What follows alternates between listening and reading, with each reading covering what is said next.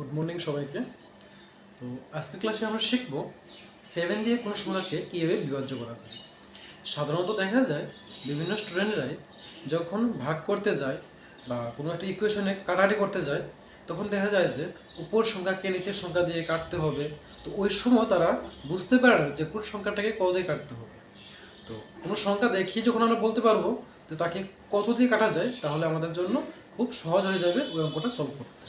তো আজকে আমরা 7 দিয়ে ডিভাইড করার যে ফর্মুলাটা ওইটা শিখব, অর্থাৎ ডিভিজিবিলিটি টেস্ট বাই 7, অর্থাৎ 7 দ্বারা বিভাজ্য।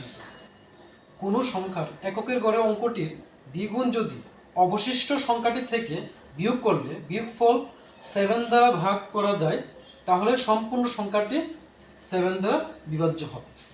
অর্থাৎ কোনো সংখ্যা দেখার পর তার এককের প্লেসের মধ্যে যে সংখ্যাটা থাকবে ওইটার দ্বিগুণ করে বাকি সংখ্যাগুলি থেকে আমরা মাইনাস করে দেব। যেমন দেখো এখানে ফার্স্ট 1491। তো দেখো এখানে এককের ঘরে কত আছে? 1 আছে। 1 এর দ্বিগুণ কত হয়? 2 1 যা 2। তো বাকি রইল এই সংখ্যাটা, এখান থেকে মাইনাস করে দাও 147।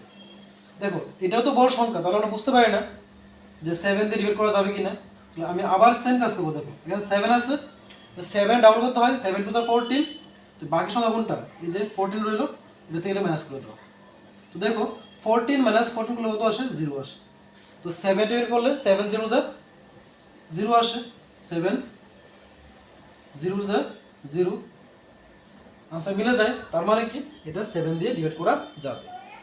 তারপর দেখো নাম্বার 2 4564, এটা 7 দিয়ে ডিভাইড করা যাবে কিনা কীভাবে চেক করবো? দেখো ফার্স্ট লিখবো 4564। আবার দেখো এককের ঘরে 4 আছে, তো 4 এর ডাবল কত হয়? 4 2 8। সম্পূর্ণ সংখ্যা থেকে 8 কে মাইনাস করে দেবো। দেখো 6 থেকে 8 কে মাইনাস করা যায় না, তো 6 কে 16 ধরতে হবে। 16 মাইনাস 8 কত হয়? 8 হয়।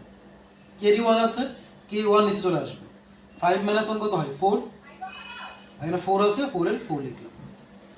এটাও 3 ডিজিটের বড় সংখ্যা, তো আমরা কি করবো? সেম ভাবে দেখো 1 এর প্লেসে 8 আছে, 8 এর ডাবল কত হয়? 8 2 যা 16।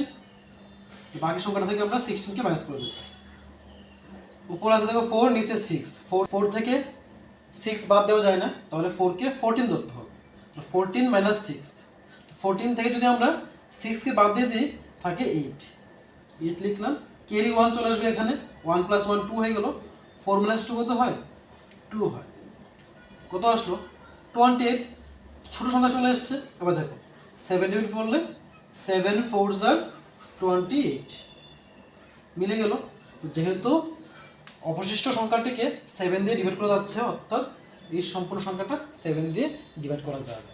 তো কথা হলো, আমি এখানে তোমাদের বোঝানোর জন্য আমি আস্তে আস্তে করেছি, তো তার জন্য একটু সময় লেগেছে। কিন্তু তোমরা যদি এই ট্রিক্সটা জেনে যাও, তাহলে তোমরা খুব স্পিডে করতে পারবে।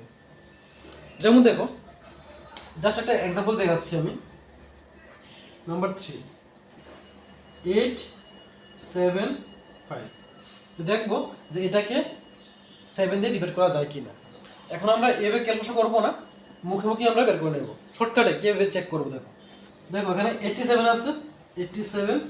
5 এর ডাবল 5 2 যা 10 হয়, মাইনাস করে দাও।